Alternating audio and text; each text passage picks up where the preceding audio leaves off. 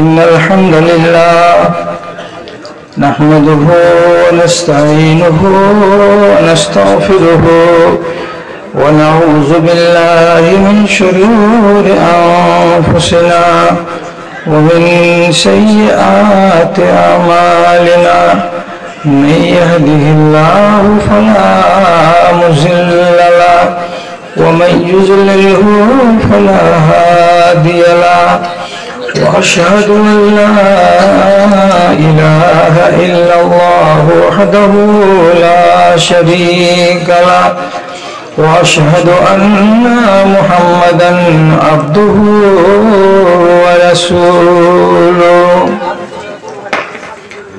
أما بعد أعوذ بالله من الشيطان الرجيم بسم الله الرحمن الرحيم وما خلقت الجن والإنس إلا ليعبدون وقال الله تبارك وتعالى تلك الجنة التي نورثها من عبادي من كان تقيا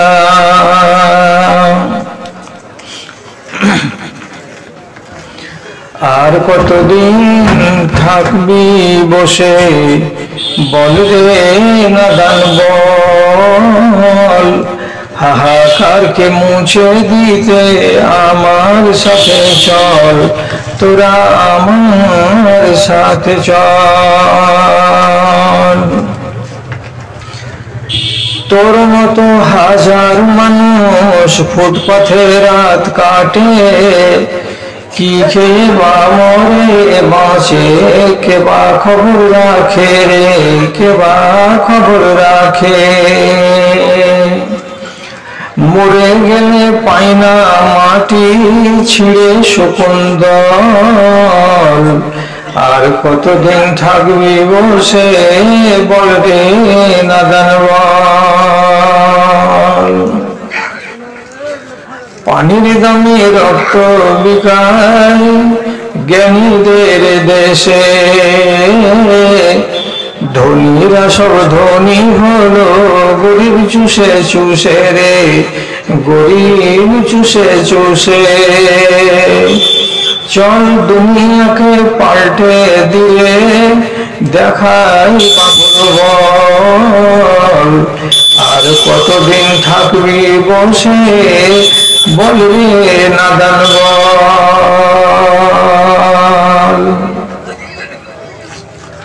মাননীয় সভাপতি সাহেব, সমবেত এই গ্রামের তথা এই গ্রামের পার্শ্ববর্তী অন্যান্য গ্রাম পাড়া ও মহল্লা থেকে দিনের দরদকে বুকে নিয়ে ইমানি জজবাকে সাথে নিয়ে উপস্থিত বিভিন্ন শ্রেণীর ছোট এবং বড় আমার ভাই ও বন্ধুগণ তথা মজলিস থেকে আলাদা জায়গায় স্ক্রিনের সামনে বসে থাকা অবলা সরলা স্নেহের মা এবং ভগ্নীগণ, আল্লাহ রাব্বুল আলামিনের শুকরগুজারি করছি যে এক বছর পর আবার আমরা এই জায়গাতে জমায়েত হয়ে কিছু দিন ইমানের সম্বন্ধে বয়ান শুনে নিজেকে সমৃদ্ধ করার সুযোগ পেলাম এবং মসজিদকে ভালোবেসে আল্লাহর ওয়াস্তে কিছু দান করে আর একদিক দিয়ে আমরা লাভবান হতে পারলাম যে আল্লাহ তাআলা আমাদের এইটুকু নেক কর্ম করার জন্য সুযোগ দিয়েছেন সেই আল্লাহকে রাজি করার উদ্দেশ্যে তার একটুখানি নামাজ হালালি করি মোহাব্বতের সাথে যদি একবার ঠোঁট হিলিয়ে বলে নিতে পারি আলহামদুলিল্লাহ। তারপরে তার আখেরি নবী রাহমাতুল আলামিন জনাবে মুহাম্মদুর রাসূলুল্লাহ সাল্লাল্লাহু আলাইহি ওয়াসাল্লামের উপর শত সহস্র দরুদ ও সালাম নাযিল হোক। আল্লাহুম্মা সাল্লি আলাইহি আল্লাহুম্মা বারিক আলাইহি। বিরাদরান ইসলাম, এইমাত্র আপনাদের সামনে পবিত্র কোরআন মাজিদের মধ্যে থেকে দুই জায়গার দুটি আয়াত পাঠ করলাম। আমি এই আয়াতকে কেন্দ্র করে আলোচনা এগিয়ে নিয়ে যাচ্ছি। আমি কতক্ষণ চলব? যতক্ষণ আপনারা এখানে আমার সঙ্গ দেবেন। তবে যত তাড়াতাড়ি ময়দান খালি হবে তত আমার জন্য ভালো। চেষ্টা কোনটা করবো ময়দানটা যেন তাড়াতাড়ি খালি হয়ে যায়, তার এমনটা আমি নিজে থেকে করব না। আমি যেভাবে বলি সেভাবেই বলবো। এবার আপনার রুচি, যেভাবে আপনি শুনবেন সেটা আপনার নিজের ব্যাপার। কথাটা হলো, পৃথিবীতে এমন কোন জীব নেই যারা আল্লাহকে ডাকে না। পৃথিবীতে কোনো গাছগাছড়া বাদ নেই যারা আল্লাহ তাআলাকে ডাকে না। কথা খেয়াল করবেন, গাছেরাও আল্লাহ রাব্বুল আলামিনকে ডাকে, পশুরাও আল্লাহ রাব্বুল আলামিনকে ডাকে, তার তাসবিহ বয়ান করে, আপনিও করেন। তাহলে পশুরা যদি আল্লাহ তাআলার তাসবিহ বয়ান করে, তো আর আমার তাসবিহ বয়ান করার দরকারটা কি ছিল? গাছগাছড়া যদি আল্লাহ রাব্বুল আলামিনের তাসবিহ বয়ান করে, তাহলে আর আমাদের মতো মানুষগুলোকে তৈরি করার কি দরকার ছিল? পশু পাখির পিছনে আল্লাহ তাআলাকে যতটা শ্রম, মেহনত এবং তার নেয়ামত খরচ করতে হয়, তার থেকে 20 গুণ 30 গুণ বেশি নেয়ামত মানুষের পেছনে আল্লাহকে খরচ করতে হয়। তাহলে আপনার পেছনে আল্লাহ তাআলা, আচ্ছা এই খায়রুল, এই কে আসো ওখানে? পরিচিত লোক কে আসো ওখানে? এখানকার লোক কে আসো? এই লোকটাকে এখান থেকে হটাতে হবে। আরে ভাই, পাগলটাকে তো একটু দূরে হটাতে হবে। ওকে ফুসলে বাইরে নিয়ে যাও। সালা সব জায়গাতে একটা করে খ্যাপা আর এই আল্লাহ আর পাগলা, আমার নসিবে আল্লাহ তাআলা জুটিয়ে দেবে সব জায়গাতে। উঠাও যে, উঠাও দাও, উঠাও। ওকে ভাত খেতে দাও নিয়ে গিয়ে।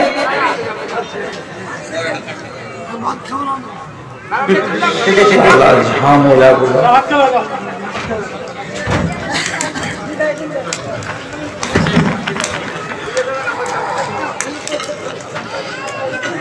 খেয়াল করুন কথার দিকে। পিপিলিকা আল্লাহকে ডাকে, বলছে বিশ্বাস হলো না। বিশ্বাস যদি না হয় তাহলে শুধু এইটুকু বলি যে নবী দাউদ এক জায়গায় আরাম করতে বসেছিলেন, তো পিঁপড়াতে কামড়ে নিয়েছিল। আর যেমনি পিঁপড়াতে কামড়ে নিল, আমারা বেহেরাতেহা, গাছের তলায় ওই জায়গাতে যত পিপিলিকা ছিল সব দিকে আগুন জ্বালিয়ে উনি পুড়িয়ে শেষ করে দিলেন। কামড়ালো একটাতে, আর মারা গেল পিঁপড়া যত বাপ, দাদা, খালু, খালা, নানি যত ছিল সমস্তকে মেরে উনি শেষ করে দিলেন। আল্লাহ তাআলা আসমান থেকে ধমকি পাঠিয়ে বলছেন, লাকাদ আহরাকতা কওমান ইউসাব্বিহুনা বিহামদি রাব্বিহিম। কি ব্যাপার? কিসের জন্য? এমন একটা প্রাণীর জামাতকে প্রাণী ফুলবে আপনি আগুন জ্বালিয়ে সবদিকে মেরে শেষ করে দিলেন কেন? যারা দিন আর রাতে তাদের রবের নামে তাসবিহ বয়ান করছিল। আর সন্দেহ করিয়েন না, ওরা ডাকে। এবার কেমন করে ডাকে? ওদের তো মুখে ভাষা নেই, তো যেভাবেই ডাকুক ওরা কিন্তু আল্লাহকে ডাকে। তাহলে ওর ডাকটা কেমন? আর যদি আপনার মুখ থেকে শব্দ তৈরি হয় মিঠা মিঠা, কেমন শব্দ? এক একটা শব্দের এক একটা মানে। যেটা গরু বাছুর, মাইকমান নাড়াচাড়া করছো বেশি, মাইকমান নাড়াচাড়া করছো বেশি। গরু বাছুর ছাগল ভেড়া দুনিয়াতে যে ভাষা বলতে পারে না, আর আপনি মিঠা মিঠা ভাষা বলতে পারেন, আপনার ভাষা দিয়ে আপনি ডাকবেন, তো ওর ডাকা আর আপনার ডাকা এটা কি এক হয়? আপনার মুখ দিয়ে বেরিয়ে আসছে লা ইলাহা ইল্লাল্লাহু ওয়াহদাহু লা শারীকা লাহু লাহুল মুলকু ওয়া লাহুল হামদু ওয়া হুয়া আলা কুল্লি শাইইন কাদির। আপনার ডাকটা হলো হাজার গুণে উন্নত একটা প্রাণীর ডাক চাইতে। তাহলে আল্লাহ তাআলা কোনটা ডাকে বেশি খুশি হবেন? পিপিলিকার ডাকে, শিয়াল কুকুরের ডাকে, না যারা মিষ্টি মিষ্টি কথা বলে আল্লাহ রাব্বুল আলামিনকে ডাকতে জানে তাদের ডাকে? আপনি আল্লাহ তাআলার হক আদায় করে দেবেন তার বন্দেগী করে এবং তাকে ডেকে। এই জন্য আল্লাহ তাআলা আপনাকে সাধের সৃষ্টি বানালেন, আর সাধের সৃষ্টি বানিয়ে রব্বুল আলামিন বললেন তোমার কাছ থেকে নেব আমি একটা, আর এর জন্য তোমাকে আমি দেব হাজারটা। তোমার কাছ থেকে আমি কামনা করি একটা, কিন্তু আমি ওই জিনিসটাকে নেওয়ার জন্য তোমাকে দেব আমি 20টা 30টা 50টা। কি কি দিবে আল্লাহ তুমি আমাকে? তোমাকে চক্ষু দেব, কান দেব শোনার মতো, ভাববার মতো মগজ দেব, কথা বলবার জন্য সুন্দর জবান দেব, এবং তোমাকে যেগুলো রিজিক দেব সেগুলো উন্নত মানের রিজিক দেব। তোমাকে জমি জায়গার মালিক বানাবো, তোমাকে গাড়ি দেব, বাড়ি দেব, আল আওলাদ দেব, সারা দুনিয়ার ভেতরে সর্বোত্তম প্রাণী করে তোমাকে আমি আমার দুনিয়ায় সাজিয়ে রাখবো। এতগুলো দিব, কি নিব? রব্বুল আলামিন বলছেন ইল্লা লিয়াবুদুন ওয়া মা খালাকতুল জিন্না ওয়াল ইনসা ইল্লা লিয়াবুদুন। আমি জিন এবং ইনসানকে সৃষ্টি করেছি একমাত্র আমার ইবাদতের জন্য। ইবাদত করো। তাহলে আল্লাহ তাআলা দিচ্ছেন বেশি, নিচ্ছেন কম। কি আপনি হাতি ঘোড়া করবেন? দিনে রাতে 5 ওয়াক্ত নামাজ, রমজান মাসে একবার রোজা, আর বছরে ফসল জন্মিবে তো 20 মণে 1 মণ ফসল দিবেন। টাকা বেশি হতে গেলে একবার হজ করবেন। আর কি দিবেন? এই ইবাদত কয়টি করে দিতে গিয়ে আমার আর আপনার ভেতরে এত ডুপ্লিকেসি, এটাকে বলা হয় আর বাংলাতে এবং উর্দু ভাষাতে নামাক হারাম। নামাক হারামের মানে যারা নুন খেয়ে আল্লাহ তাআলার গুণ গায় না তারাকে বলে নামাক হারাম। আপনি বলবেন যে নামাক হারাম কি দিয়ে আমি বললাম? আল্লাহ তাআলা কোরআন মাজিদের ভিতরে বলছেন তিলকাল জান্নাতুল্লাতী নুরিসুহা মিন ইবাদি মান কানা তাকিয়া। আমি আমার এই সুন্দর জান্নাতখানাকে সাজিয়ে রেখেছি আমার ওই বান্দাদের জন্য যারা আমাকে বলে ভয় করে, যাদের মনে ভয় আছে, যাদের মনে আমাকে বলে কাঁপে, অন্তরের ভেতরে কম্পন সৃষ্টি হয়, এইরকম যারা ভয় করে, এইরকম যারা আল্লাহকে বলে ডরায়, এমন মানুষের জন্য আমি জান্নাতটাকে তৈরি করে রেখেছি। আপনি এবার বলুন, বুক উঁচিয়ে যারা কথা বলে তারা কি আল্লাহকে দেখে ডরায়? যারা অহংকার করে দুনিয়াতে চলে তারা কি আল্লাহকে দেখে ডরায়? এরকম হটকারী, জেদি, অহংকারী এরকম মানুষগুলো আল্লাহকে দেখে ভয় করে না, এই জন্য তাদের নামে জান্নাত নাই। আপনারা তো ভালো। আল্লাহ তাআলা বলছেন যারা আমাকে ভয় করে তাদের জন্য জান্নাত। তো আমার সামনে দিকে আপনারা বেটা ছেলে বসে আছেন 1000 2000, এবং মহিলা মহলে বসে আছে মেয়ে ছেলে পিলেরা, ওরা 1000 1500। আপনি বলুন যে হ্যাঁ আমরা আল্লাহকে ভয় করি, তো যদি এই কথাটা সত্য হয় যে হ্যাঁ আল্লাহকে আমরা ভয় করি, তাহলে আপনি একটা কথা বলুন, দিনে রাতে 5 ওয়াক্তের নামাজ আপনার দ্বারা সুচারু রূপে আদায় হয়? যদি বলেন না হয় না, ভয়টা কোথায়? ভয়টা কোথায় গেল? কিছুই ভয় নেই আপনার মনের ভিতরে। কেন? যেহেতু আল্লাহ তাআলা বলে রেখেছেন যারা আমাকে ভয় করে তাদের জন্য জান্নাত, আর যারা নামাজ ত্যাগ করবে তাদের জন্য সোজা জাহান্নাম। নামাজ ত্যাগী মুসলমান নয়। নামাজ যারা ত্যাগ করে তাদেরকে যত্ন করে আদর করে গোসল দিয়ে কাফন পরিয়ে কবর খুঁড়ে পাটাতন দিয়ে জানাজা পড়িয়ে দাফন করা চলবে না। আপনি মগজে তুলে রেখেছেন এতগুলো কথা, তার উপরে আপনি এরকম ঠন ঠন করে ঘুরে বেড়াচ্ছেন আর বলছেন নামাজ পড়বো ধরবো কখন, তো 60 বছর বয়স হবে তখন। হাদিসটা শুনেন, একটু খেয়াল করেন আমার দিকে। আল্লাহ পাকের নবী একদিন চলে যাচ্ছিলেন মাঠ দিয়ে কোন এক জায়গায়, চলতে গিয়ে ফাইন্নাহু সামিআ সাওতান ইয়াকুলু আল্লাহু আকবার। যাওয়ার কালে তিনি শুনতে পাচ্ছেন ময়দানে কে যেন আজানের মতো শব্দ করে বলছে আল্লাহু আকবার আল্লাহু আকবার। আওয়াজটা শুনে রাসূলুল্লাহ সাথীদেরকে বলছেন হুয়া আলাল ফিতরাতে, লোকটা ফিতরাতে ইসলামের উপরে কায়েম আছে, এটাই হলো ইসলাম। তারপরে আল্লাহ পাকের নবী শুনতে পাচ্ছেন লোকটা কি বলছে, আশহাদু আল্লা ইলাহা ইল্লাল্লাহ। যেমনই তিনি কানে শুনতে পেলেন আশহাদু আল্লা ইলাহা ইল্লাল্লাহ, রাসূলুল্লাহ বলেছেন ইন্নাহু আনকাযা নাফসাহু মিনান নার। যে লোকটা এই কথাটা বলল সেই লোকটা নিজের জানটাকে জাহান্নামের আগুন থেকে বাঁচিয়ে নিল। জাহান্নাম ওকে আর ধরবে না গো। প্রথমে বলে দিয়েছে মুখ দিয়ে যে আল্লাহু আকবার, আল্লাহ তুমি মহান। মহান কথাটা ওর মগজে আছে, ওর চোখে আছে, ওর মুখে আছে, ওর কানে আছে, ওর অন্তরে আছে, সর্বত্রই ওর কাছে কি আল্লাহ মহান।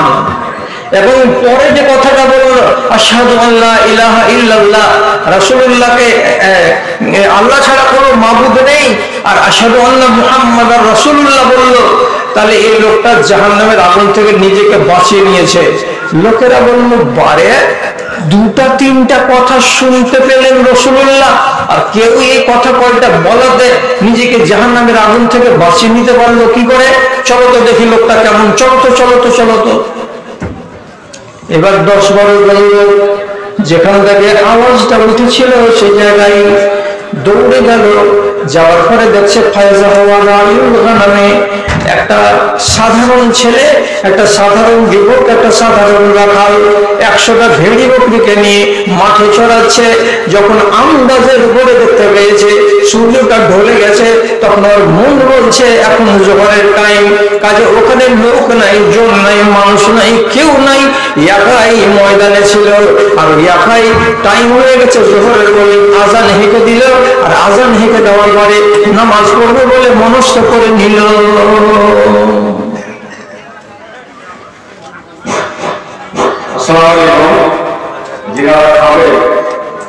যারা ডেলিগেট কুকুর করে খেয়েছেন, এখন লাস্টের দিকে এখন 20 টাকা মাইনাস করে দিয়ে 80 টাকা, 20 টাকা মাইনাস করে দিয়ে 80 টাকা দিয়ে আপনারা খেয়ে আসতে পারেন। আজান শুনে নামাজের প্রস্তুতি করা যুবকটাকে রাসূলুল্লাহ কি ঘোষণা দিলেন যে এই ছেলেটা নিজের নফসটাকে জাহান্নামের আগুন থেকে বাঁচিয়ে নিয়েছে। রাসূল তো প্রথমে দেখেননি যে এটা রাখাল, ও মালিকের আন্ডারে কাজ করে, আর আজানের টাইমে আজান দিয়ে নামাজ পড়বে তো সে নিজেকে জাহান্নামের আগুন থেকে বাঁচাবে। আপনি কি রাখাল? আপনি তো নিজের বাড়িতে বসে আছেন, 3 তলা 4 তলা 2 তলা 1 তলা ঠাট বাটের বাড়িতে, আজান হচ্ছে তো মসজিদ বিরামে পড়ে আছি, আপনি হাজিরা দিচ্ছেন না। আপনি বলুন রাসূলুল্লাহর হাদিস অনুযায়ী আপনি কি নিজের জানটাকে জাহান্নামের আগুন থেকে বাঁচাতে পেরেছেন? বলেন না, পারিনি। কেন পারলেন না? কেন? এর মানে হলো এই যে আল্লাহর ভয় আপনার অন্তরের ভিতরে নেই। দুনিয়াতে রাগ করবেন না, ভাষাটার দিকে আগে খেয়াল করবেন, রাগ না করে কথাটা বুঝুন। এই দুনিয়াতে যতগুলো মানুষ আছে, সমস্ত মানুষের ভেতরে সব থেকে বেশি হারাম খোর হলো কারা? তো এই শেরশাবাদী মুসলমানেরা। এটা গাল নয়, হারাম খোরের মানে হলো যারা হারাম খায়। এদের মতো বেশি হারাম খানেওয়ালা মানুষ আল্লাহর দুনিয়াতে নাই। আল্লাহর ভয় আছে জানে? বলছে হ্যাঁ আছে। তো আমার মাসের টাকাটা যেটা মান্থলি গরিবেরা পায়, লেবারির টাকাটা পায়, শ্রম দেওয়া টাকাটা পায়, যৌন লেবারি করা টাকা গরিবদের নামে কার্ড করা আছে, ডাইরেক্ট ওর নামে টাকা ঢুকে না, ঢুকে যাচ্ছে কার নামে? তো এই মুন্নি সাহেবের নামে। কি এমন লিঙ্ক করা আছে যে 100টা 200টা নাম আছে এই বালুয়াঘাট গ্রামের, বিশনপুর গ্রামের, যারা মাস গেলে কমসে কম শ্রম দপ্তর থেকে তারা 500 700 1000 2000 টাকা পাবে গরিব হিসাবে। লেবারি করা, খাটাতে পারো তাও আর খাটাতে না পারো তাও, সে টাকা আমার খাতাতে আসছে না, ঢুকে যাচ্ছে এর খাতাতে। ও তখন মাসের শেষে 1000 টাকা কেটে নিয়ে 600টা টাকা দিচ্ছে, তোর নামে টাকা এসছে। 600টা টাকা দিল, বাকি 1000টা টাকা মেরে নিল। টাকাটি গেল কোথায়? ফেটার ফেটার বলছি না, না তো এইটিও পাবি না আগামী মাস থেকে। কি করবে মজলুম? কথা বলছে না, জোর করে। হ্যাঁ, এই যে রুজিটা তুমি খাচ্ছ, রুজিটা তোমার হালাল, এটাকেই বলা হয় হারাম খোর। গাড়ি নিয়ে ঢুকছি বালুয়াঘাট গ্রামে, তো সারাটা দেশে ফাঁকা জায়গা খুঁজে পাওয়া যায় না, সব ঢালাই রাস্তা ঢালাই রাস্তা ঢালাই রাস্তা। আর এত বড় গ্রাম আর এত বড় পঞ্চায়েত, আজ পর্যন্ত এমনই এগুলো খেবড় রাস্তা যে গাড়ি নিয়ে আসা যায় না। তো তাহলে কি পঞ্চায়েতের কাছে টাকা নাই? টাকা আছে, রোডটা করা যায় না? রোডটা হয়তো কাগজ কলমে হয়ে গেছে, আপনি চোখে দেখতে পাননি। হওয়া রোডের পাশে সাইনবোর্ড লাগিয়ে আর একবার ওকে ঝেড়ে ঝুড়ে চিকন করে দিল, দেওয়ার পরে লক্ষ টাকা হালাল করে নিল যে হ্যাঁ রোড তৈরি হয়ে গেছে। জায়গাটা অন্য আর রোডটা হয়ে গেল অন্য। অন্য জায়গার কাজ না করে ভালো রোডকে দেখে টাকা হালাল করে নিলাম। এটাকে কি বলে? এটা হারাম খোর, মানে যারা হারাম খায়। আজকে বামুনগোলার এলাকায় এবং দক্ষিণ দিনাজপুরের এলাকায় শত শত লোক দরখাস্ত দিয়েছে বিডিও অফিসে, দিয়ে বলছে আমার নামটা কাটিয়ে দিন, আমার নামটা কাটিয়ে দিন। কিসের নাম কাটাবে? তো প্রধানমন্ত্রীর যোজনায়, আবাস যোজনায় ঘর নির্মাণ করে দেওয়া হবে। তো প্রথমে কারা দিয়েছে? 3 তলা বাড়িওয়ালা লোক, আমি গরিব মানুষ, আমাকে একটা ঘর দেওয়া হোক। এই একটা চাকরি করালো, ও একটা দরখাস্ত দিয়ে বসেছে। এই একটা ব্যবসায়ী লোক, কোটিপতি লোক, ও দরখাস্ত দিয়ে বসেছে। মানে এটা হলো বাপের জমিদারি, দরখাস্ত দাও টাকা পেয়ে যাবে 10 থেকে 15 লক্ষ টাকা। এই বাড়িটাকে সাইনবোর্ড লাগিয়ে পাস করিয়ে দিব যে হ্যাঁ প্রধানমন্ত্রীর যোজনা থেকে আমি বাড়ি বানিয়ে নিলাম। এখন ডিএম থেকে যখন শুরু হয়েছে চেকিং, তখন বাপ বাপ করে নাম কাটাচ্ছে। যারা এতদিন লুটে খেয়ে নিয়েছো তারা, এদেরকে আরবিতে কি বলা হয়, মানে ফার্সি ভাষাতে, উর্দু ভাষাতে, বাংলা ভাষাতে কি বলা হয়? এরা হলো হারাম খোর। এদের জানে এক আনা ভয় আছে। যদি ভয় থাকতো তাহলে রাসূলুল্লাহ সাল্লাল্লাহু আলাইহি সাল্লাম সহিহ হাদিসের ভিতরে বলছেন, যেদিন তোর চুল দাড়ি পেকে যাবে আর যখন তোর বয়স 60 বছর হয়ে যাবে, তখন বেটাটিকে সবকে বলবে যে আমি হজে যাবো রে বেটা। যে হ্যাঁ বাবু হজ করলো, বুড়াতি বয়সে গুনাহ খাতা আল্লাহর কাছে মাফ করে নাও। বাইরে আল্লাহ চললো 6 লক্ষ টাকা নিয়ে হজ করতে। এদিকে সবারই ঘরকে কেটে চুরি করে, ডাকাতি করে, ভূমিকে মোটা করে, হারাম উপার্জন করে 60 বছর বয়সে বাজাচ্ছে কি করতে? तो 70 चूहा खा करके बिल्ली चली हज को। চললো হজে। এবার মাঠের যে দূরে থেকে সাদা কাপড় পরে আর সাদা কাপড় গায়ে চাপিয়ে, মাথায় টুপি দেওয়া চলবে না, মাথায় ছাতা লাগানো চলবে না, মাথাটাকে ঢাকা চলবে না, বিবির গায়ে হাত দেওয়া চলবে না, কোনো প্রাণীকে শিকার করা চলবে না, মাথার উকুন মারা চলবে না, কোনো মানুষকে হেটফুট করে গাল ফজ্জত করা যাবে না। এমন সোজা নিরীহ আল্লাহর একেবারে খাঁটি বান্দা হয়ে জিদ্দে এয়ারপোর্টে নেমেছে আর সাদা কাপড় গায়ে তখন বলছে লাব্বাইক আল্লাহুম্মা লাব্বাইক লাব্বাইক লা শারীকা লাক লাব্বাইক। লাব্বাইকের মানে কি? আল্লাহকে ডেকে ডেকে বলছে পরওয়ারদিগারে আলাম, তোমার বাড়িতে তোমার দরবারে আমি হাজির, আমার বাড়ি বলওয়ার, এই দেখো আমি হাজির, তোমার জন্য আমি হাজির, আমি তোমার হামদোসানা গাইছি, আমি তোমার প্রশংসা গাইছি।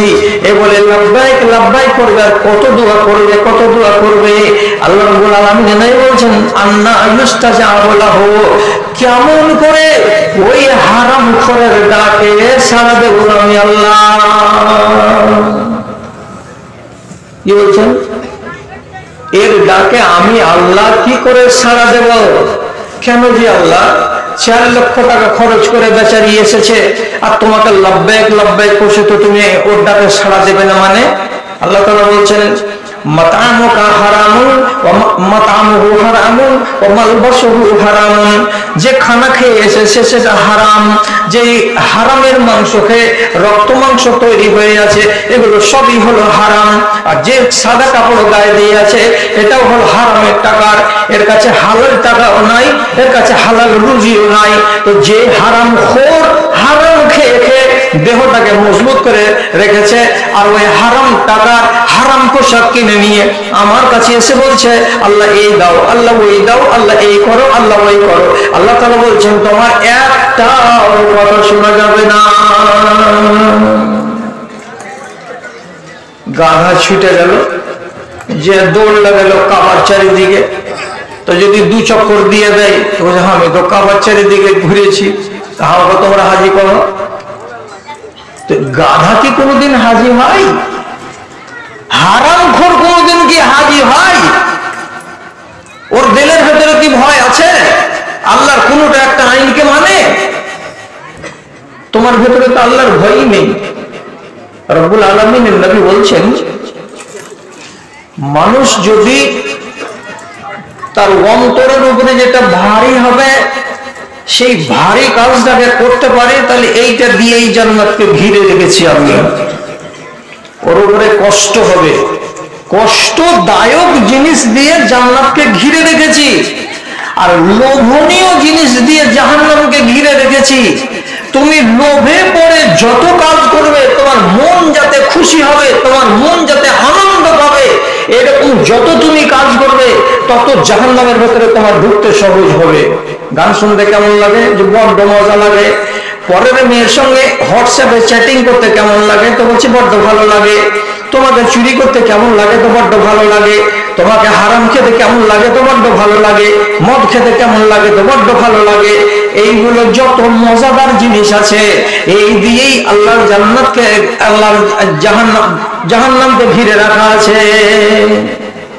যত তুমি মজাদার কাজগুলো করে যাবে জাহান্নামে ঢোকা সহজ হয়ে যাবে, আর যত কষ্টদায়ক জিনিস আছে সেগুলোকে তুমি করতে পারবে, তাহলে তোমাকে এই কষ্টদায়ক জিনিস দিয়েই আল্লাহ জান্নাতকে ঘিরে রাখা আছে।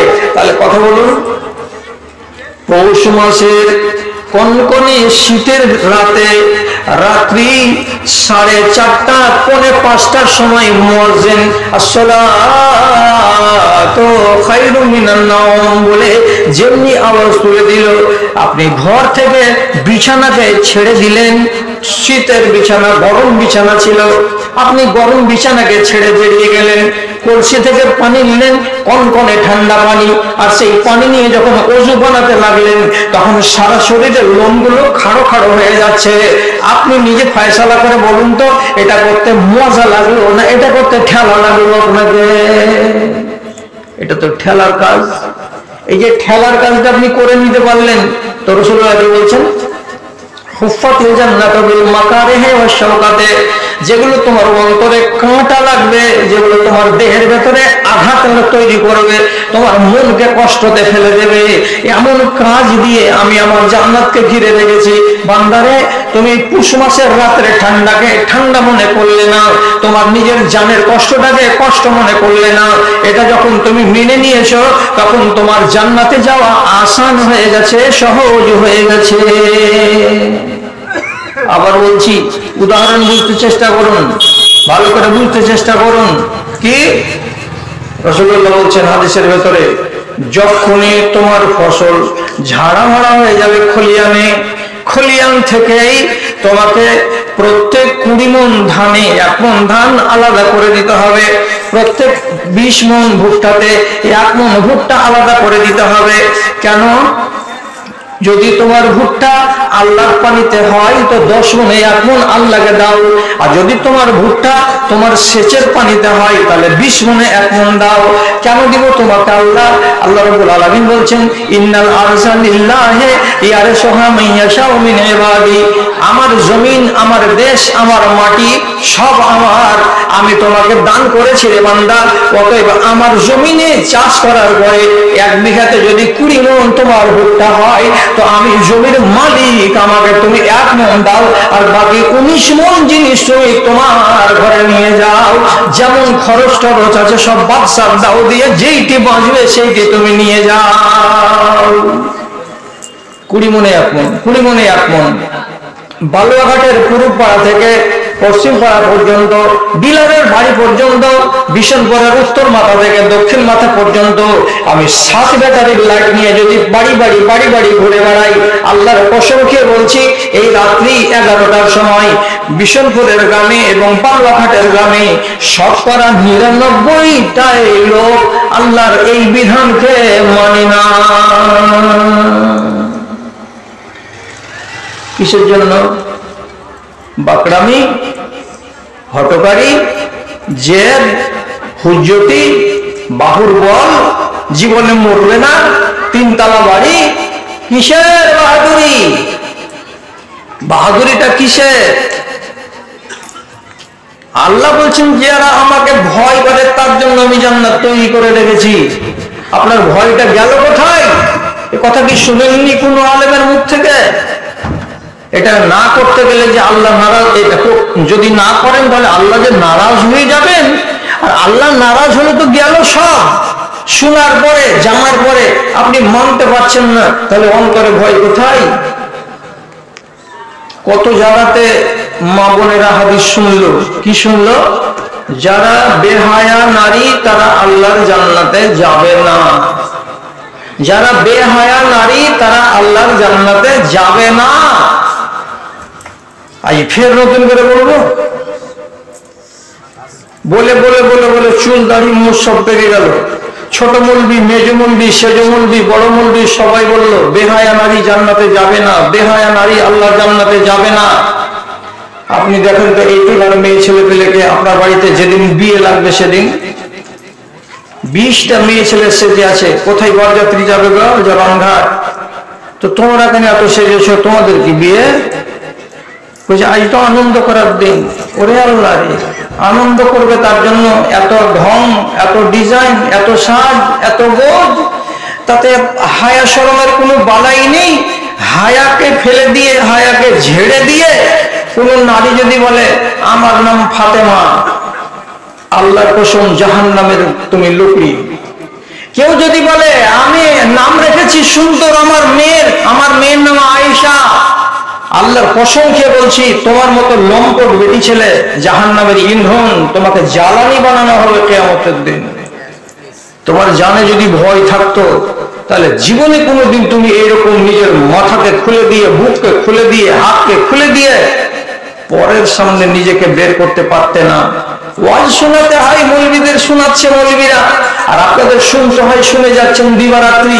কিন্তু আমলের প্রশ্নে আপনিও যেমন পিছিয়ে পড়ে আছেন, তেমনি আমার মা আর বোনেরা তারাও পিছিয়ে পড়ে আছে। একটা শুনিয়ে দিই কথা, না শোনাতে গেলে তো হবে না। হযরত ওমর রাদিয়াল্লাহু তাআলা একদিন তার নিজের দরবারে বসে আছেন, ফাজাত ইমরাতুন মুগত্তিয়াতুন রাসাহা। এমন সময়তে একটা মেয়ে ছেলে এলো, মেয়ে ছেলেটির মুখটা সম্পূর্ণ ঢাকা, মেয়ে ছেলেটি মুখটাকে ঢেকে এসেছে। কথা বলুন, ভুল করেছে না ঠিক করেছে? ভুল করেছে, ঠিক করেছে। মুখ ঢেকে এসেছে হযরত ওমরের দরবারে। হযরত ওমর মেয়ে ছেলেটির হাল হকিকতকে এবং তার অঙ্গভঙ্গি দেখে চিনে নিয়েছেন। চিনে নিয়ে তারপর এখন ডান বামের লোককে জিজ্ঞেস করে বলছেন, আলাইসাত হাযিহি আমাতু ফুলানিন, এই অমুক বলো তো এই মেয়ে ছেলেটা কি পুরো পাড়ার আমজাদের বান্দি নয়? এটা আমজাদের বাড়ির বান্দি নয়। বান্দি মানে দাসী, দাসী মানে কেনা গোলাম, এই কেনা মহিলা দাসী। এটা ওর অমুকের এটা দাসী নয়। লোকেরা বলছে, জি হ্যাঁ, আপনার আইডিয়া ঠিক, এটা আমজাদের বাড়ির দাসী, ও কিনে নিয়েছে ইরাকের বাজারে। হযরত ওমর বলছেন, এই বান্দি আর মাথা ঢাকা, মুখ ঢাকা কিসের জন্য? খোলো জলদি মুখ, নামাও মাথা থেকে কাপড়। আপনি বলবেন এটা কেমন কথা হলো?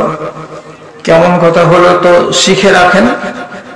আমার বয়স হয়ে গেছে, পরহেজগারি করে করে করে করে দিন কাটছে, কবে দুঃখ করে নিয়ে যাব আর কবরে চলে যাব ঠিকানা নাই। নিজের শরীরের কারণে বালুঘাটে এসে মুরগি খায়রুলের এত সম্মান কিছুই নিতে পারেনি। একটা পানির ফোঁটা আমি বালুঘাটের এখনো পেটে নিতে পারিনি। পরহেজ দুটো কিছু খেয়ে নিয়েছি, রাতের বেলায় বাড়ি থেকে ওষুধ পানি খেয়ে এসেছি, শরীর চলছে না। কথাটাকে মাথায় তুলুন। যেগুলো ছোট ছোট কথা বলে দিচ্ছি, এগুলো সবাই আপনাকে শোনাবে না।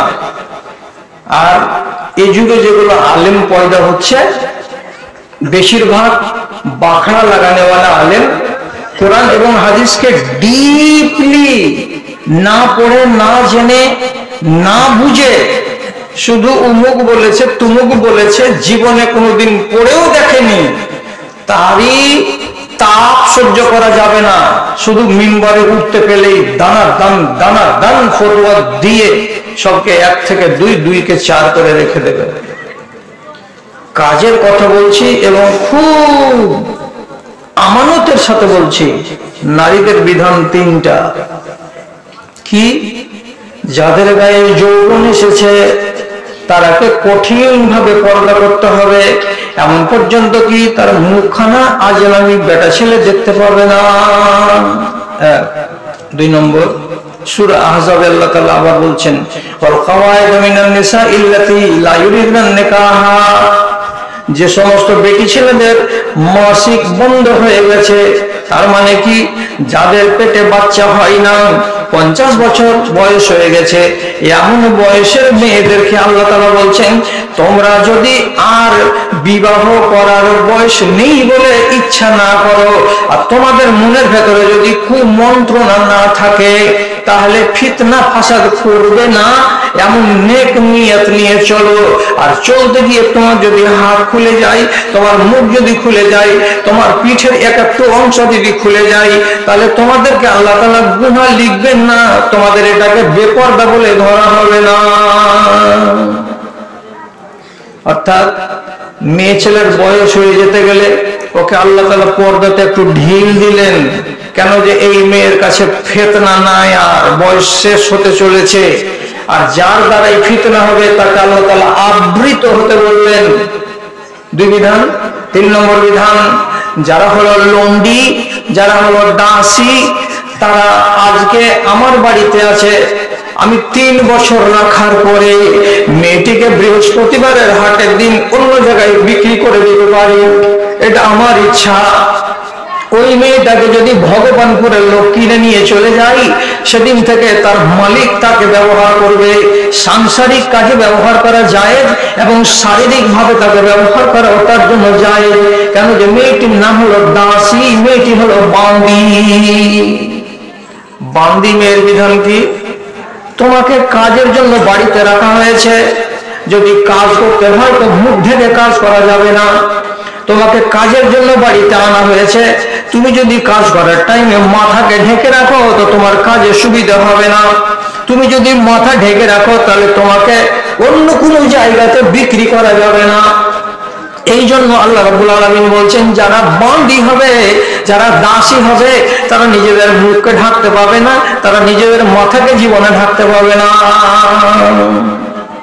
দুটো জিনিস খোলা থাকবে।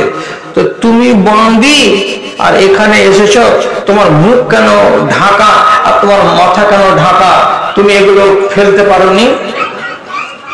মেয়েটি বলছে, আমি আমার মুখটাকে ঢেকে রাখা পছন্দ করি, আমি আমার মাথাটাকে ঢেকে রাখা পছন্দ করি।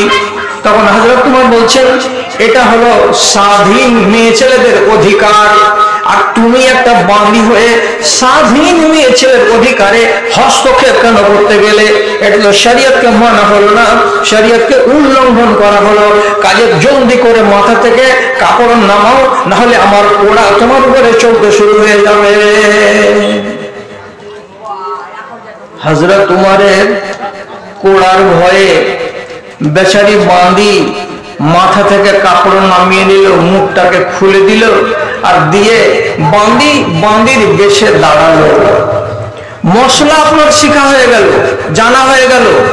এবার আপনাকে আমি শিখাচ্ছি কথাটা আমার কি।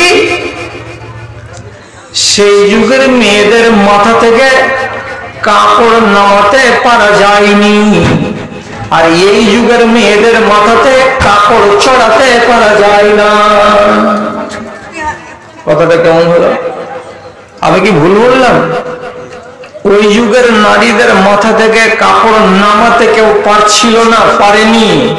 আর এই যুগের মেয়েদের মাথায় কাপড় চাপাতে পারা যাচ্ছে না, চাপাতে কেউ পারলো না, পারলাম না। আসমান জমিন তফাৎ নয়। তাহলে আমি যদি একটাই প্রশ্ন করি, এই মেয়েদের মনের ভেতর কি আল্লাহর নামের ভয় আছে? যদি বলে এইরকম বেয়াদবি যারা করে তাদের অন্তরে আল্লাহর নামের ভয় নেই, তাহলে তোমার নামে আল্লাহর জান্নাতকে তৈরি করা হয়নি, তোমার নামে নয়। এই সমস্ত মানুষেরা যাদের নামে জান্নাত জাহান্নাম, আর এই সমস্ত জিন যাদের নামে জান্নাত জাহান্নাম, তারাকে করতে বলা হলো ভয়, আর তারা বেয়াড়া হয়ে জীবন কাটায়। আচ্ছা, কোন আলেম আপনাদের বলেছেন এর আগে যে আল্লাহর ফেরেশতারা আল্লাহর সব ইবাদত করে বটে, কিন্তু বেচারাদের জন্য আল্লাহ তাআলা জান্নাত বানাননি? আল্লাহর ফেরেশতাদের জন্য জাহান্নামও নয়, আল্লাহর ফেরেশতাদের জন্য জান্নাতও নয়। এখানে কি আছে একটা জি, এ ভাই যাতে না, আর কালে যদি তুমি ঝুটটা মেরে আসতে পারো, 100 টাকা দেবো, এক্ষুনি নগদ দেবো।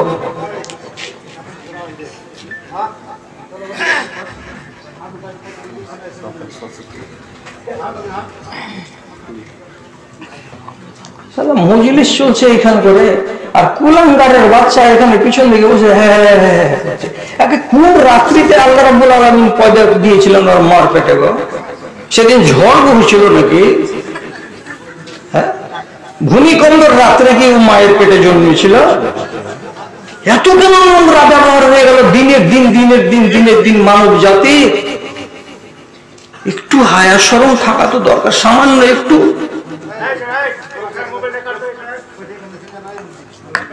আচ্ছা, আমি যদি আপনাকে সঠিক হাদিস বলি তো খবরদার ইনকার করিয়েন না। মনের সংশয় যদি হয় তো আপনার নজরে যেটা এই দেশে আর কোন বড় আলেম আছেন তার কাছে আপনি সার্টিফাই করাবেন, বলেন এটা কি ঠিক কথা? কি বলছি আপনাকে? ইবনে কাসির রাহিমাহুল্লাহ হাদিসটাকে বয়ান করেছেন, করে বলেছেন ইসনাদুহু জাইয়্যিদুন, এই হাদিসটা ঠিক আছে। কি বলছেন? ইন্না লিল্লাহি মালায়েকা, রব্বুল আলামিনের কিছু ফেরেশতা তৈরি করা আছে। ওরা কি করে? একগুলো লোক সারাদিন, একগুলো ফেরেশতা সারাদিন সারা রাত শুধু তাসবিহ বয়ান করে, সুবহানাল্লাহ, আলহামদুলিল্লাহ, লা ইলাহা ইল্লাল্লাহ, সুবহানাল্লাহি ওয়া বিহামদিহি, সুবহানাল্লাহিল আযীম, শুধু তাসবিহ পড়ছে। আর একগুলো কি? একগুলো ফেরেশতাকে আল্লাহ রাব্বুল আলামিন তৈরি করে রেখেছেন, ইন্নাহু রাকিউন ওরা যে রুকুতে এমনি করে ঝুঁকে গেছে, হাঁটুতে হাত লাগিয়ে, তো যেদিন থেকে তাকে তৈরি করা হয়েছে সেদিন থেকে নিয়ে তারা রুকুতেই আছে, রুকুতেই আছে, রুকুতেই আছে। আর সুবহান রাব্বিয়াল আযীম, সুবহান রাব্বিয়াল আযীম, সুবহান রাব্বিয়াল আযীম বলতেই আছে, বলতেই আছে, বলতেই আছে। আর একগুলো ফেরেশতা সাজেদুনা লিল্লাহি, ওরা জমিনে কপালটাকে ফেলে দিয়েছে আর দিয়ে সুবহানাল্লাহ, সুবহান রাব্বিয়াল আলা, সুবহান রাব্বিয়াল আলা এই দোয়াটা চালিয়েই যাচ্ছে, চালিয়েই যাচ্ছে, চালিয়েই যাচ্ছে। তারপরে হঠাৎ করে ইসরাফিল আওয়াজ করে দেবেন, তারপরে কিয়ামত হবে। কিয়ামতের ময়দানে যখন সবাই হাজির হবে, তখন এই ফেরেশতারা নিজেদের রুকু থেকে উঠে গিয়ে দাঁড়াবে, চোখ পড়বে আল্লাহর উপরে। যারা সিজদায় পড়েছিল তারা সিজদা থেকে উঠবে, চোখ পড়বে আল্লাহর উপরে। যারা যারা সারা দিন সারা রাত তাসবিহ বয়ান করছিল তাদের চোখ পড়বে আল্লাহ রাব্বুল আলামিনের উপরে। তখন তারা সবাই একসঙ্গে জবাব দিয়ে বলবে, ওয়াল্লাহি মা আবাদনাকা হাক্কা ইবাদাতিকা, ও পরওয়ারদিগার তুমি আমাদের ক্ষমা করে দিও, তুমি আমাদের মাফ করে দিও। আমরা যে তোমার এই ইবাদতটা চালালাম, 1000 বছর চালালাম, 10,000 বছর চালালাম, 20,000 বছর ধরে চালালাম, তারপরেও এই ফেরেশতারা খাকসারি দেখে আল্লাহকে বলছেন, রব্বুল আলামিন তোমার ইবাদত যেমন করে করা দরকার ছিল ওই রকম করে ইবাদত করতে পারিনি আল্লাহ, আমাদেরকে তুমি মাফ করে দিও। এ রব্বুল আলামিন যেমন করে তোমার তাসবিহ বয়ান করা দরকার ছিল মালিক রে, ওই রকম করে তোমার তাসবিহ বয়ান করতে পারিনি আল্লাহ, তুমি আমাদের মাফ করে দিও।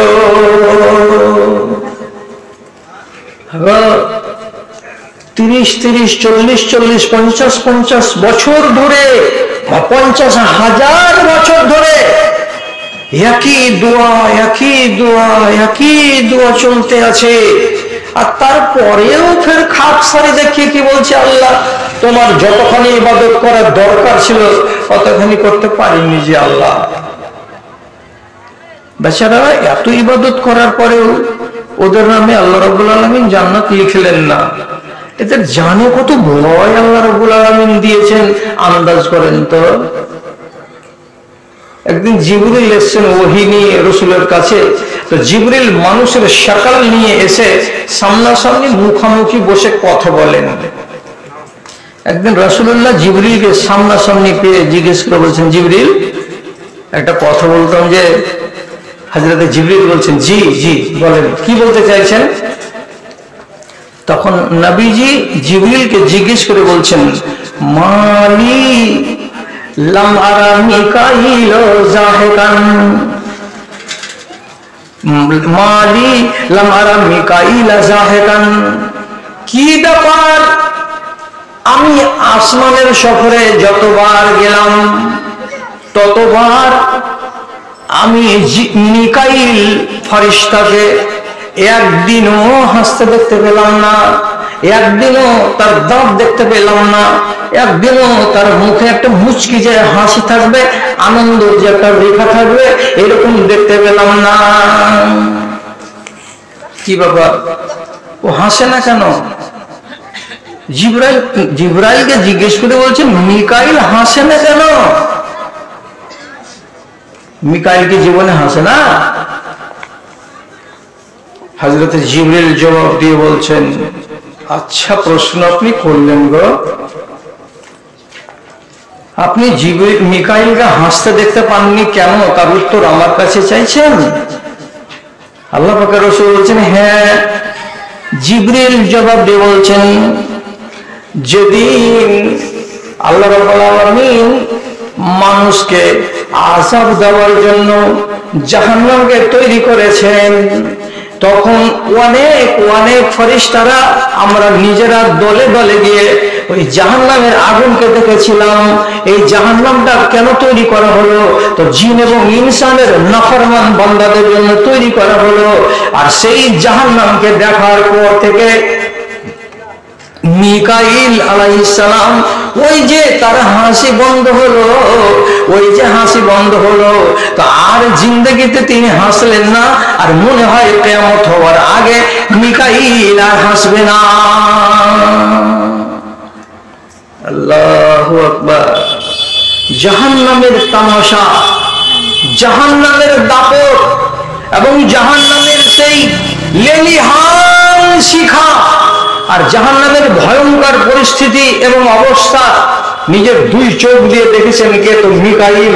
আর দেখার পরে অন্তরে কত ভয় জন্মেছে যে হাসা বন্ধ হয়ে গেল জীবনের মতো, আর হাসছেন না।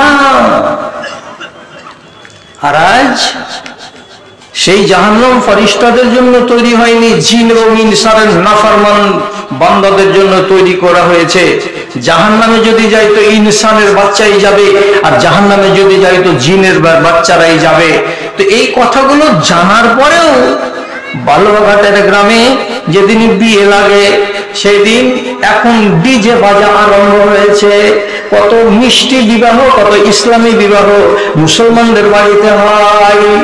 মুসলমানদের বাড়িতে এখন বিয়ে লাগছে, তো নিজের বেটিটাকে সাজাবার জন্য দূর দারাজ এলাকা থেকে একটা এমনই মেয়েকে ডেকে আনছে, এক বাক্স রঙের ডিজাইনের সব জিনিস এনে একটা বরকে একটা কনেকে 2 ঘন্টা 2.5 ঘন্টা ধরে শুধু সাজাচ্ছে, সিংড়াচ্ছে, পাউডার লাগাচ্ছে, ফুটকি লাগাচ্ছে, রং লাগাচ্ছে, ডিজাইন বানাচ্ছে।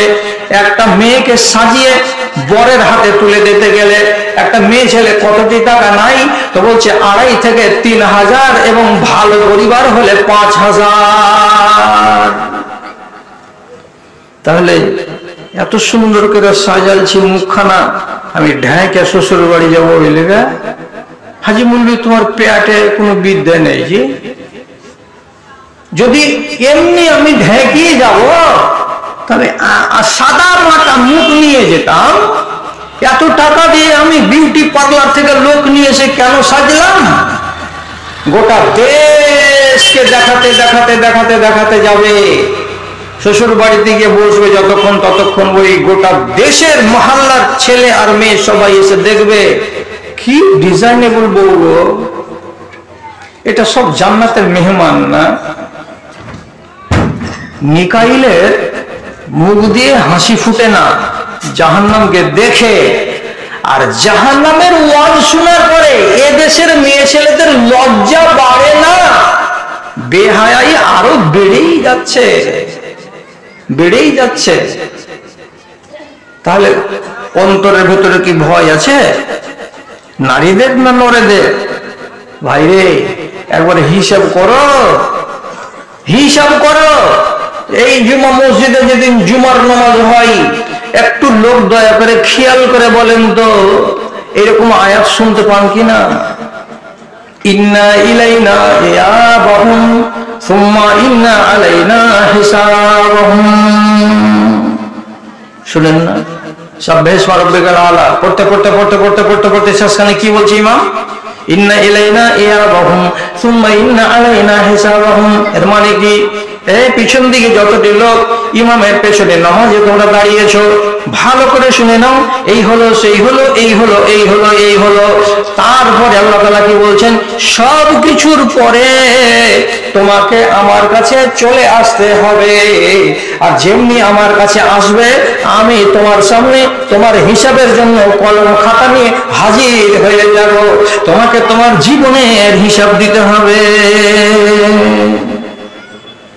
আপনি এবার মুখ ঝুকান नहीं না ঝুকান, ইশারা করেন नहीं না করেন, আপনার হিসাব হবে না? হবে না?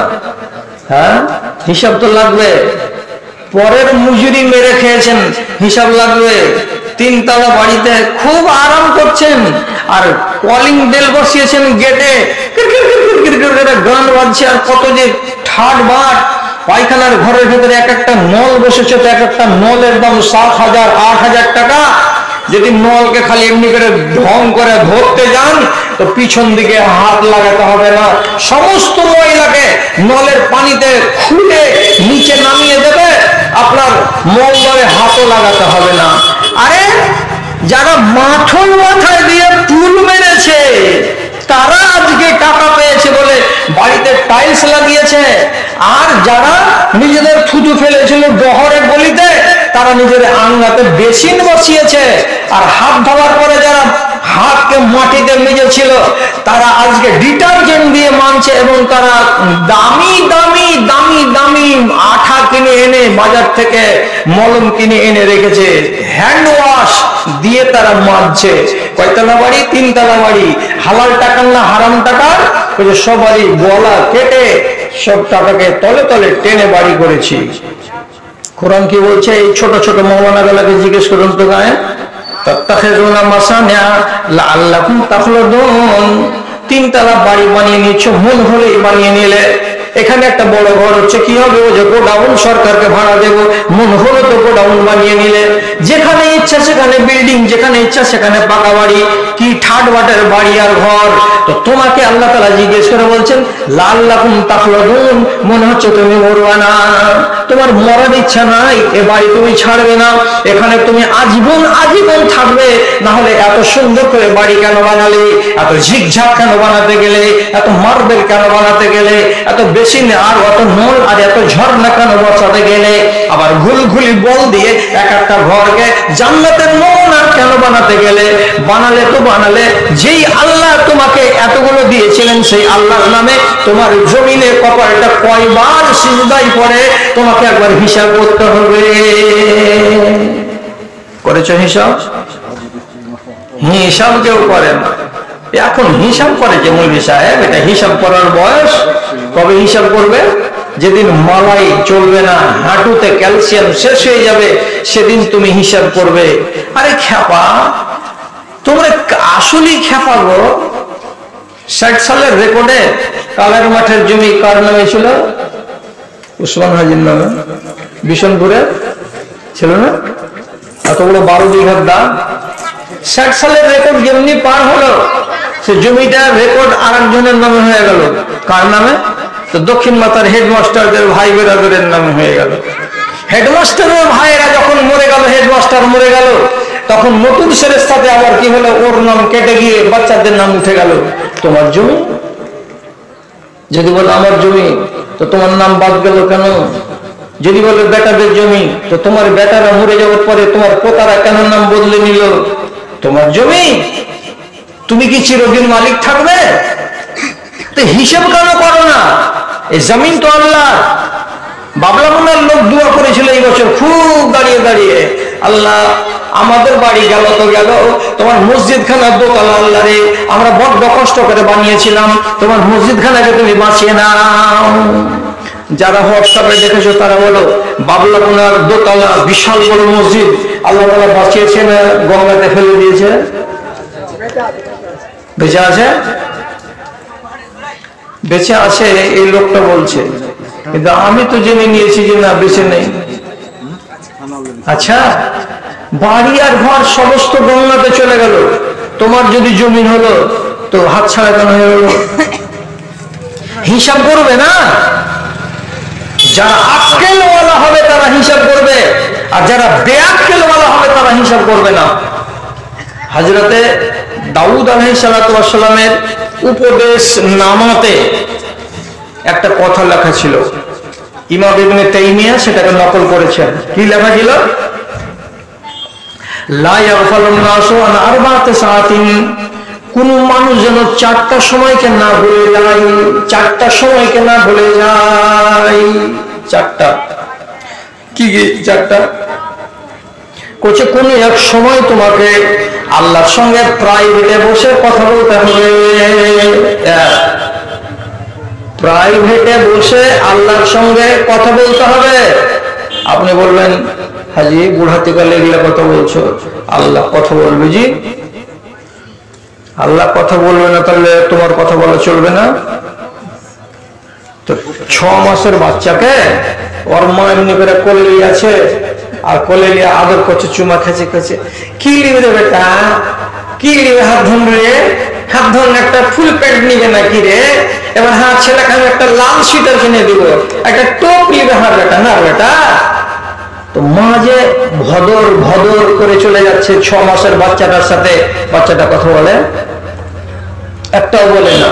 তো বাচ্চা কথা বলে না তাই বলে কি মার কথা বন্ধ হয়? হয় না। বাচ্চা বুঝতে পারে না, কিন্তু আল্লাহ রাব্বুল আলামিন সবই বুঝেন শুনেন, কিন্তু আপনার সঙ্গে বলবেন না সরাসরি কথা, শুধু শুনে নিবেন, শুধু শুনে নিবেন আমার বান্দা কি বলছে আমাকে। তাহলে আপনাকে একবার কি করতে হবে, কোন একটা সময় দিতে হবে আপনার আল্লাহর সঙ্গে কথা বলা। কি কথা কখন বলতে হবে? তো কোরআনে আল্লাহ তাআলা বলছেন হুম বিল আসহারে ইস্তাগফিরুন, কিছু লোক আছে ওরা যারা রাত্রি 4:30টার সময় যখন শুভে সাদেক হয়, ফজরের আযান হওয়ার আধা ঘন্টা আগে জেগে যায়, আর ওই টাইমে জেগে গিয়ে আল্লাহ রাব্বুল আলামিনের সঙ্গে কথা বলতে গিয়ে কি বলে, পরওয়ারদিগার বয়স হয়ে গেছে 60 বছর, তোমার কাছে মাপ চাইছি ভুল ভ্রান্তি, আল্লাহ তুমি আমাকে মাপ দাও। কথা বলুন, রাত 4:30টার সময় 4টার সময় যে আপনি আল্লাহর কাছে আওয়াজ করছেন, রুজি দাও রুজি চাইছেন, বেটি বড় হয়েছে জামাই দাও আল্লাহ তাই চাইছেন, অসুস্থ হয়ে আছেন আল্লাহ শিফা দাও তা বলছেন, এই কথাগুলো আল্লাহ তাআলা শুনলেন না শুনলেন না? সবই শুনলেন, সবই শুনলেন। আপনার মনটা একটু কেমন কেমন করছে, কেমন করে শুনলো কি শুনলো না জি? হ্যাঁ, একদম হাদিস বলছি আপনাকে, ইন্নাহু ইয়াসমাউ ইলা দাবিবিন নামলাতিন সাউদা আলা সাখরাতিন সাউদা ফি লাইলাতিন সাউদা। আল্লাহ রাব্বুল আলামিন তোমার রব আমার রব একটি ঘুটঘুটে কালো অন্ধকার রাতে একটা কালো পাথরের উপরে একটা কালো পিঁপড়া, কয় কালো হলো জি? পুরো কালো, কয় কালো হলো? আবার বলছি, একটা ঘুটঘুটে অন্ধকার কালো রাতে একটা কালো পাহাড়ের উপরে একটা কালো পিপীলিকা, 3 রকমের কালো কালো কালো, 3 রকমের কালোর মধ্যে ওই কালো পিপীলিকাটা উঠিয়ে উঠিয়ে যেদিকে যাচ্ছে। আপনি বলুন তো, পিঁপড়ার পায়ের তলাতে কতটুকু আওয়াজ হয়? আপনি কি কম্পিউটার লাগিয়ে তার আওয়াজটাকে মাপতে পারবেন? আপনি কি জীবনের কানে কোনোদিন পিপীলিকার পায়ের তলার আওয়াজ শুনতে পাবেন? তো নবীজি বলছেন, আমার আল্লাহ কোটি কোটি কোটি কোটি মাইল দূর থেকে ওই কালো পিঁপড়াটা কালো অন্ধকার রাতে কালো পাহাড়ের উপরে যে পিলপিল পায়ে চলছে, তো তার পায়ের তলা দিয়ে যে আওয়াজটা হচ্ছে, আমার রব সেই আওয়াজটাকে পর্যন্ত শুনতে পাচ্ছে। সুবহানাল্লাহ বলুন, সুবহানাল্লাহ। তাহলে আপনার এই কথাটা শুনতে পারবে না? আল্লাহ আমাকে মাফ দাও। ভালো করে শুনেন, যারাকে আমি বাপ বলে মনে করি, মাকতুল্য মনে করি, তারাকে বলছি, কম বয়সের গুলোকে বলছি না। যদি দেখেন, এমা খালা কান করো আমার কথার দিকে, যদি দেখো প্রত্যেক রাত্রিতে 3টা, 3:30টার সময়, 4টার সময় নিন্দ ভেঙে যাচ্ছে আর নিন্দ আসেন না জি বুবু, আপনার যদি এই রোগ ধরে থাকে, প্রত্যেক দিন এইরকম রাতের বেলায় ঘুমাচ্ছেন, আর যখন রাত্রি 3টা হয়ে গেল, 4টা হয়ে গেল, আপনার ঘুম ভেঙে গেল, তার ঘুম আসেই না, জেগে জেগে থেকে আজান পড়ছে, আর আজান হওয়ার পরে তারপরে তখন ফজর হচ্ছে। আপনাকে আল্লাহ রাব্বুল আলামিন মেসেজ দিচ্ছেন, আপনাকে আল্লাহ রাব্বুল আলামিন ইশারাতে বলছেন, ইশারাতে কি বলছেন? এই বান্দা, তোমার চোখের ঘুম কেড়ে নিয়েছি। কটার সময়? রাত্রি 3:30টার সময়। কেন ঘুম তোমার কেড়ে নিলাম? এত মিষ্টি ঘুম, তোমার বউ আর তোমার বেটা আরাম করে ঘুমাচ্ছে, আর তুমি কেন জেগে গেছো বারান্দায়? তুমি কেন জেগে গেছো তোমার বিছানায়? এইটা আল্লাহ তাআলা তোমাকে ইশারাতে বলছে, ইঙ্গিতে বলছে, বান্দারে জাগো জাগো জাগো, এবং আমার দরবারে একবার এসো, আমাকে একটু সময় দাও, আমার সঙ্গে কথা বলো। আমার সঙ্গে কথা বলতে গেলে তোমাকে মুখ দিয়ে কিছু না কিছু বলতেই হবে। যারা তাহাজ্জুদের নামাজ পড়ে, তারাকে ওযু করে অজুখানা থেকে হাঁটতে হাঁটতে মুসাল্লা পর্যন্ত আসার পর নামাজে দাঁড়াবার আগে খেয়াল করেন কি কি বলতে হয়। 10 বার বলতে হবে সুবহানাল্লাহ, 10 বার বলতে হবে আলহামদুলিল্লাহ, 10 বার বলতে হবে লা ইলাহা ইল্লাল্লাহ, 10 বার বলতে হবে আস্তাগফিরুল্লাহ, 10 বার বলতে হবে আল্লাহুম্মা ইন্নী আউযু বিকা মিন যিকিদ দুনিয়া ওয়া যিকি ইয়াউমিল কিয়ামা। এইরকম করে 10 বার 10 বার 10 বার 10 বার করে এই কথাগুলো যখন বলে নিবেন, তারপরে আপনাকে দাঁড়াতে হবে রাতের নামাজে আল্লাহু আকবার। তাহলে তাহাজ্জুদের নামাজে দাঁড়াবার আগে আপনি কয়বার বললেন আস্তাগফিরুল্লাহ? কয়বার? 10 বার। আস্তাগফিরুল্লাহ মানে কি? আল্লাহ তুমি আমাকে মাফ দাও, আল্লাহ তুমি আমাকে মাফ করো। নামাজ স্টার্ট করার আগে ঘুমকে ছেড়ে দিয়েছেন, আরামকে হারাম করে উঠে গেছেন, এবার আগেই বলছেন আল্লাহ তুমি আমাকে মাফ করো। আল্লাহ তাআলা কোরআনে বলছেন এই লোকগুলো যারা ফজরের টাইমে সাহারির টাইমে উঠে আর উঠার পরে কি বলে আল্লাহ আমাকে মাফ দাও। তাহলে আপনার যদি ঘুম ভেঙে যায় আর ঘুমাবেন না, বিছানায় পড়ে থাকবেন না, আল্লাহ তাআলা আপনাকে ইশারাতে বলছেন আমার সঙ্গে একটু লিঙ্ক তৈরি করো, আমার সঙ্গে দুটো কথা বলো। কথা বলার মানে কি? একটু ইবাদত করো, আর করার পরে তোমার যেটা যাচ্ছা আছে, তোমার যেটা বলার আছে, তুমি আমার সামনে বলো। তাহলে দাউদ নবীর পরিবারের বাণীতে লেখা ছিল 4টা কথা, তার ভেতরে একটা কথা কি? একটা সময় বের করো তোমার রবের সঙ্গে কথা বলবার জন্য। 2 নম্বরে কি লেখা আছে? ওয়াসাতুন তুহাসিবু নাফসাহু, একটা ঘন্টা বের করতে হবে, আর বের করে তোমার নিজের নফসের হিসাব তোমাকে করতে হবে। নফসের হিসাব মানে কি? সকালবেলায় জেগেছো, জাগার পরে মাগরিব হয়ে গেল, এই সারাটা দিনের ভেতরে কতটি ভালো কাজ করেছো, এই সারাটা দিনের ভেতরে কতটি মন্দ কাজ করেছো।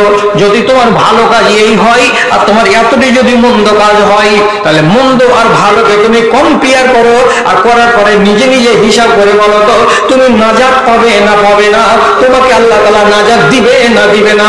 এই কথাটা বলে তোমাকে হিসেব লাগাতে হবে প্রত্যেক দিন।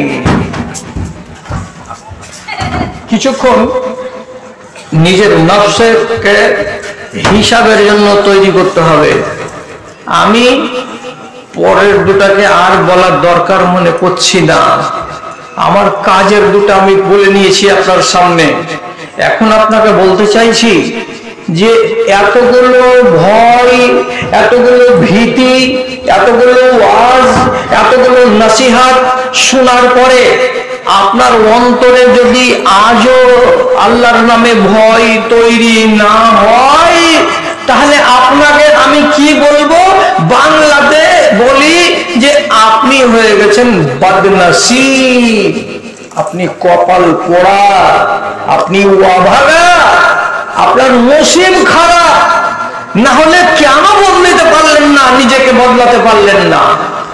ভালো করে বুঝবেন, অত সহজে আপনাকে আমি বদনসিব বলতে চাই না, আর আমি অত সহজে আপনাকে বদনসিব বানাতে চাই না। কিন্তু আপনি যদি নিজে হয়ে যান, দুনিয়াতে একটা মানুষের নাম বলছি কপাল পোড়া, হতভাগা, বদনসিব, নামটা মনে রাখবেন আর বাড়ি গিয়ে স্মরণ করবেন কেন তাকে বদনসিব বললাম। লোকটার নাম আবু তালেব। এটা রসুলের কে? লালগার কাপড় রসুলের কে? এটা রসুলের চাচা, এটা রাসূলুল্লাহ চাচা। যেদিন 6 বছরের হলেন নবীজি, দাদা আব্দুল মুত্তালিব মারা গেলেন।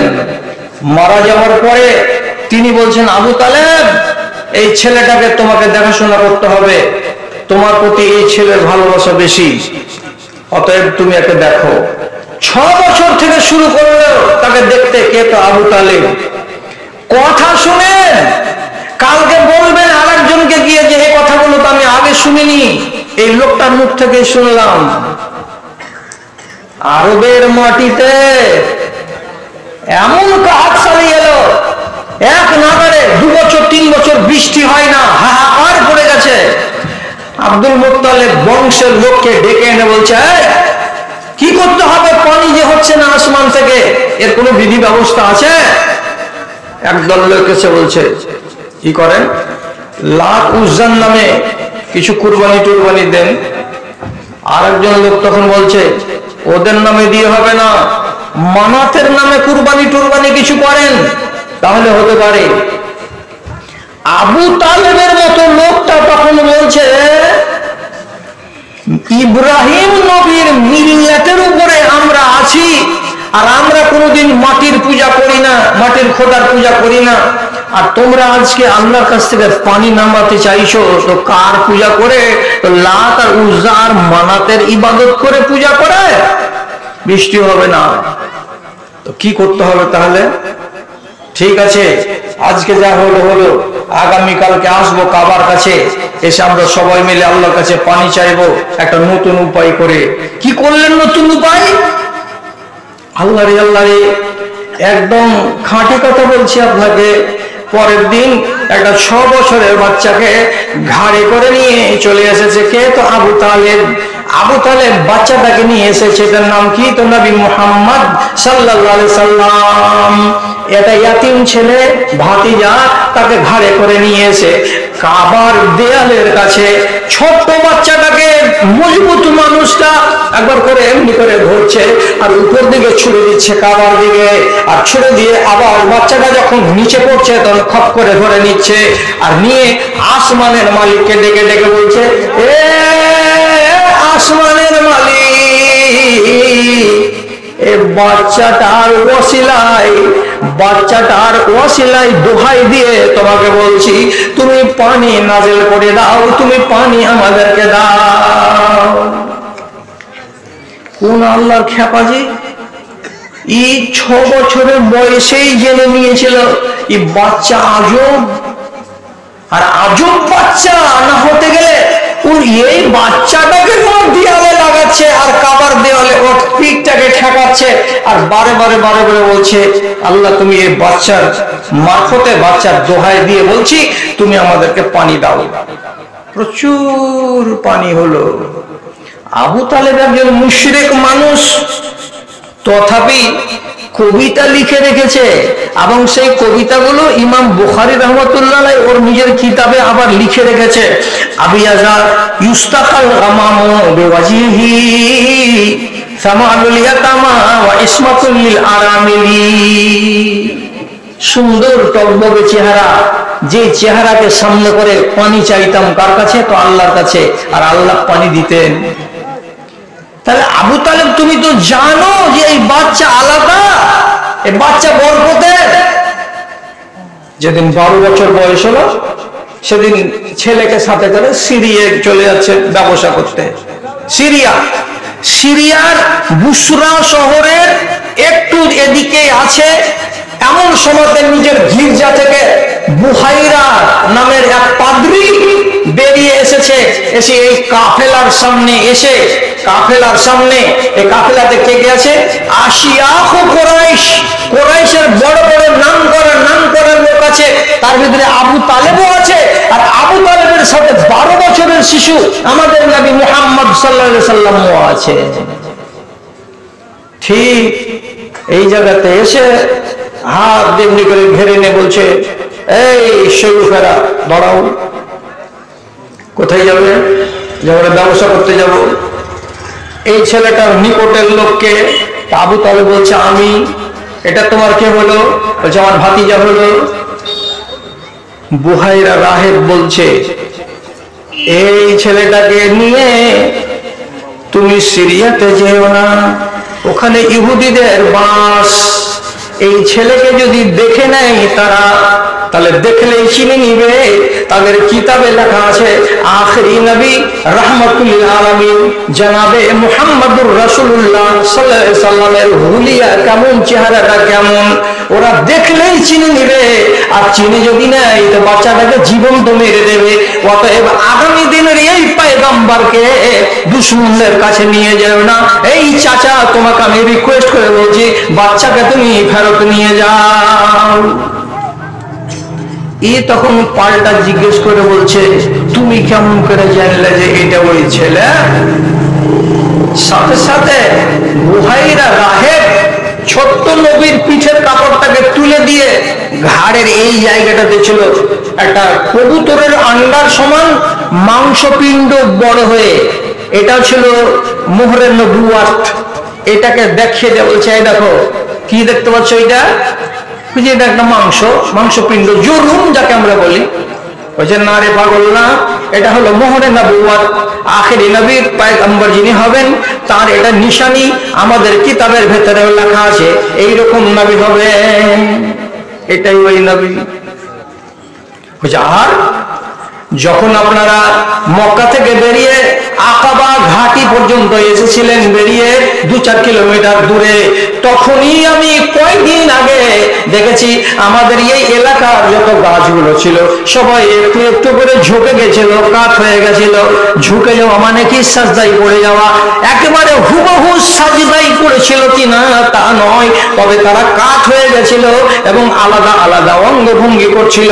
তখন আমি সেই দিন, আমি যখন গণকদারি জানি, গণকদারি মূলে আমি যখন দেখতে লাগলাম, তখনই আমার মন বলে দিল কি আজকে এই জায়গাতে আখেরি পয়গম্বর মক্কার মাটিতে যিনি জন্মেছেন নবী মুহাম্মদ মুস্তাফা সাল্লাল্লাহু আলাইহি সাল্লামের আগমন ঘটবে, এটা আমি বুঝে নিয়েছিলাম। আর আজকে 6 থেকে 7 দিন পরে আমার চোখের সামনে বালক নবীকে আমি দেখতে পেলাম। এতটি কথা বলে দেওয়া হলো। শেষে আবু তালেব বিশ্বাস করলো, করার পরে নবীজিকে অন্য চাকর বাকরকে দিয়ে বাড়ি পাঠিয়ে দিল। আর দেওয়ার পরে ও নিজে চলে গেল সিরিয়ায় ব্যবসা করতে। তো তাহলে তার অধীনস্থ এই বাচ্চাটা, ভাতিজাটা, যার মুজেজা দেখেছে অনাবৃষ্টির কালে, আবার যে আজকে বুহাইরা রাহেবের মুখ থেকে স্পষ্ট জ্বলন্ত প্রমাণগুলোকে জেনে নিল, আর নেওয়ার পরেও রাসূলুল্লাহকে নবী বলে মানতে পারলো না, নিজের বাপ দাদার দিনের উপরে কায়েম থেকে গেল।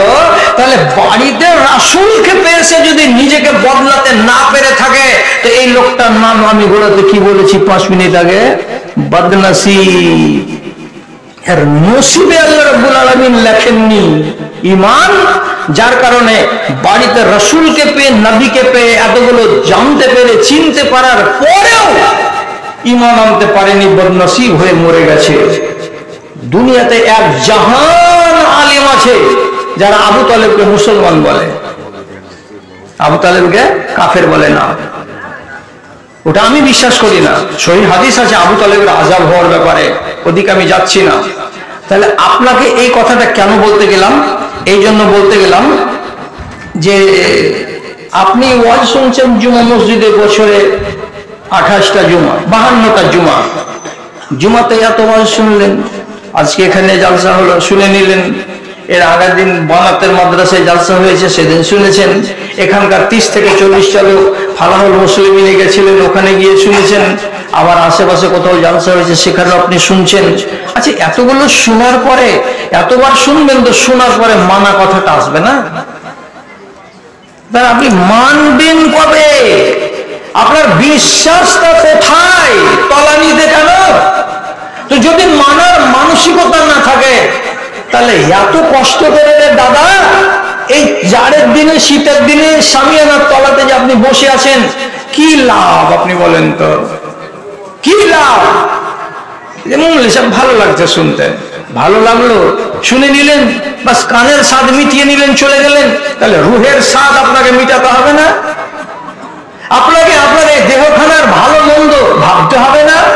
আপনি নিজের হিসেব করবেন না?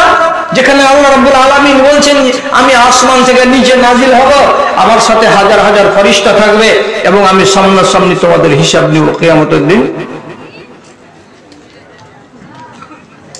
তারপরেও তো আপনাকে সোজা করতে পারি না। তাহলে যদি বালুঘাটের লোক আমাকে মাপ দিয়ে দেয়, তাহলে আমি একটা কথা আর বলে দিচ্ছি, আর আপনাকে আমি জ্বালাবো না। আর আমি অভ্যাস করেছি এটাই যে 12টা রাতের পরে আর জালসা আমি চলতে দেব না, আর নিজে আমি করব না। কি বলছি? একটা লোক, তাকে মক্কার লোকেরা ধরে নিয়ে হারাম শরীফের ভেতরে মারা যাবে না বলে হারাম শরীফের বাইরে শুলি টাঙিয়েছে। শুলি টাঙিয়ে ছেলেটার নাম খুবাইব, পাক্কা ইমানদার ছেলে, নতুন নতুন মুসলমান, নওজওয়ান ছেলে, তাকে শুলিতে টানতে গেছে। শুলিতে টানার কালে বেচারি বলছে আমাকে একটু টাইম দাও, আমি 2 রাকাত নামাজ পড়বো। ঠিক আছে পড়ো। 2 রাকাত নামাজ পড়ে নিল, আর নেওয়ার পরে এবার শুলিতে চড়ছে। মক্কার মুশরিকরা শুলিতে চড়াবে। ওই মজলিসে আবু সুফিয়ান আছে, ওই মজলিসে আবু সুফিয়ানের বেটা মুয়াবিয়া রাদিয়াল্লাহু তাআলা আনহু আছে। এই জায়গাতে শুলিতে চড়তে যখন যাচ্ছে, তখন শেষের বেলায় এই খুবাইব গলাতে দড়ি যখন পড়ে গেছে, আর এখন দড়িটাকে টান মেরে দেবে, দিয়ে তাকে ঝুলিয়ে দেবে, এমন সময় ইশারা করে তিনি তখন বলছেন একটা কথা, ও ভাই আমাকে একটা কথা শুধু বলতে দাও, একটা কথা শুধু বলতে দাও। কি? ওর মুখের একটা দোয়া বলছে আপনাকে। সে কি বলছে? আল্লাহুম্মা আসিহিম আদাদা ওয়াক্তুলহুম বাদাদা ওয়ালা তুরকি আহাদান ফিল আরজি আবাদা। কি তরজমা? সুলিতে চড়ে যাওয়ার আগে বলছে, হে পরওয়ারদিগারে আলম, এই লোকগুলোকে তুমি গুনে নাও, আঙুলে গুনে নাও কয়জন লোক কাজে এসেছে। তারপরে এই লোকগুলোকে তুমি নির্মম ভাবে হত্যা করে দাও, এদের পরিণামটাকে জঘন্য থেকে জঘন্যতর বানিয়ে দাও। 3 নম্বরে কি বলছে? এদের একটাকেও আল্লাহ তুমি দুনিয়াতে বাঁচিয়ে রাখিও না, এদেরকে গায়রত করে দাও, এদেরকে ধূলিসাৎ করে দাও। 3টা শব্দ বলে বদদুয়া দিচ্ছে। আবু সুফিয়ান তখনও ঈমান আনেনি, তখনও মুসলমান নয়, এরা বেদিন। তখন একজন মুসলমানের মুখ থেকে এই যে বদদুয়াটা বেরিয়ে আসে, যে একটা কাফেরের অন্তরে কত বড় বিশ্বাস আছে, কত বড় তার বিশ্বাস। যেমনি দুয়াটা বের হয়েছে তার মুখ থেকে,